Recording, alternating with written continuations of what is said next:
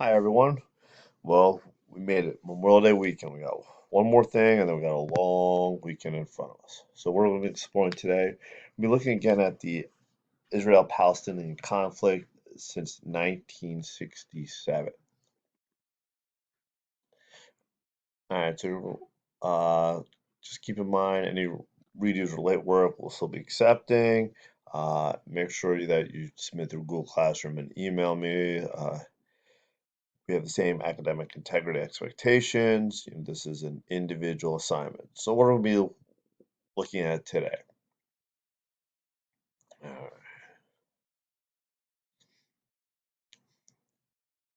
All right. So, Israeli-Palestinian conflict since 1967. The first thing, we have a news video from CBS and this other video called "What is Israel-Palestine? Where is Israel-Palestine?" Watch that from the start to 42.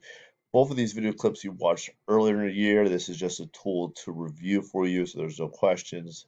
Um, but it'll help you keep in mind what exactly are we talking about. Uh, then we have this video here. Note that you're not watching all of it. You're picking up at the 3 minute and 20-second mark, and you're going to watch to 9:05. And the text that goes along is the transcript. So you really have either tool here to help you get through it. All right, so question one is about a war known as the 6 Days War, and note that it has three parts down here. So, what were the effects on Israel's borders? What were the effects of Palestinians living in Israel? And what about Arab countries bordering Israel and Palestine? All right. Question two, sorry for the how things line up, but deal with the Camp David Accords, and note that the reading is over here, but the question's down here. Then we have something on the Palestinian Liberation Organization, and why is the Christian Israeli settlements in Israel occupied Palestine important to the state of the conflict? Just a little thing about what settlements are. Settlements are, you if there if the one was being built in Hillsborough, we would say it's just another development. There's people's homes, whether they are apartments, condos, or single-family homes. Just in the case of this context, they're known as settlements.